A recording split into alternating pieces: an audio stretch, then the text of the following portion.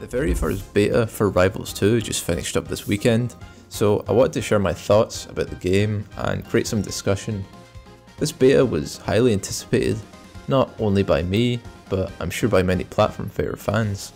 I got about 20ish hours in this beta playing only Fleet, so I'll mainly be discussing things from that perspective.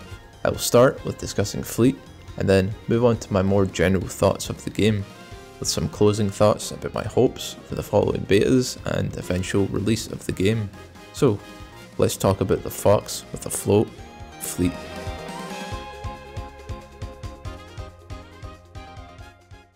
I decided to play Fleet for several reasons.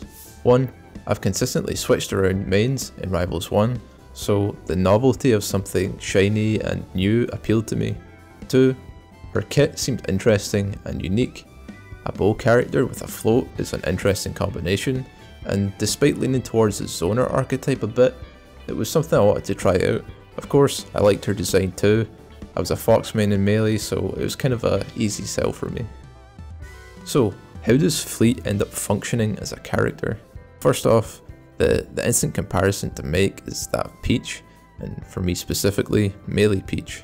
The float is nowhere near as oppressive as Peach, since Peach has significantly stronger aerials and safety on shield with them. Fleet's float is more subdued in strength and feels like it leans into the player, utilising it in a creative way. You still have a lot of the patented float tech, like instant float, using different heights, fast fall floats, but one of the main differences is that it sort of descends downwards over time, along with having less overall airtime, leading to instant floats being less useful.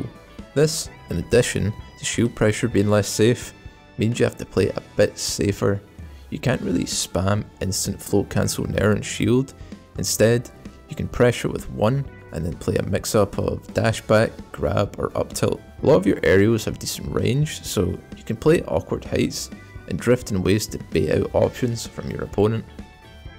Edgeguarding is probably the aspect that feels most reminiscent of melee Peach. Most things feel transferable, with the main difference being the overall less airtime, meaning it's still possible, but you have to be a bit more decisive. Of course, this is without mentioning the insanity of Fleet's Dare, which is an arrow that spikes and heavily threatens any kind of low recovery, meaning the opponent is often going to opt for higher recovery options that you can exploit with float-based edgeguards. Since I've just mentioned arrows, let's talk a bit about how they work in Fleet's gameplay, since after all, she is an archer. Fleet isn't really a zoner as you would expect. You aren't so much keeping your opponent out as you are intercepting their methods of approach and creating set play-esque scenarios. What I mean by this is mainly with her usage of Side B, an arrow projectile that initially creates a projectile hitbox followed by a slowly moving tornado.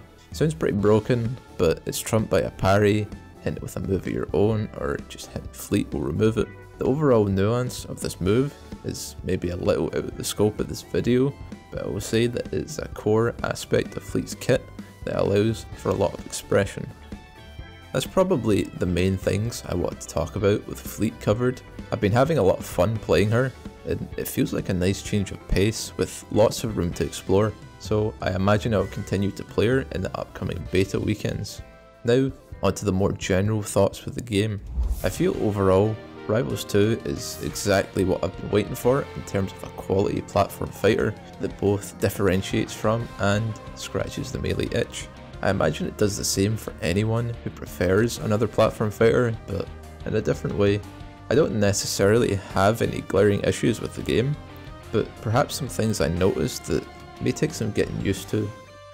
ASDI is one of the new additions coming from Rivals 1, and has been a topic of discussion from what I've seen online. In comparison to a game like Melee that is already well known for its ridiculous ASDI situations, Rivals 2 somehow makes it look even more insane.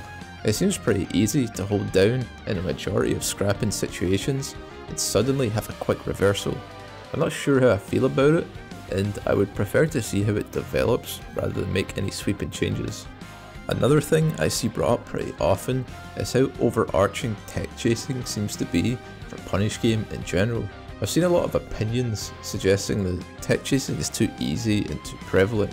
This could be due to the ASDI edition causing people to hold down in the air and causing a tech scenario, but overall I don't really see it as an issue because tech chasing is fun and is only really apparent at low percents. The only thing I might suggest is make tech in place harder to react to in order to increase the skill floor a bit, but even that I don't think is necessary. As I said, I really have very little complaints with Rivals 2. The only thing the game is lacking is features, and they're going to be constantly added with every beta until final release. So if everything goes smoothly, we might end up with the most impressive modern platform fighter to date. I'm looking forward to playing again in the next beta, and I'll likely make a follow-up video if I have more to say. Let me know what your thoughts are on the game in the comments, and I appreciate you watching the video.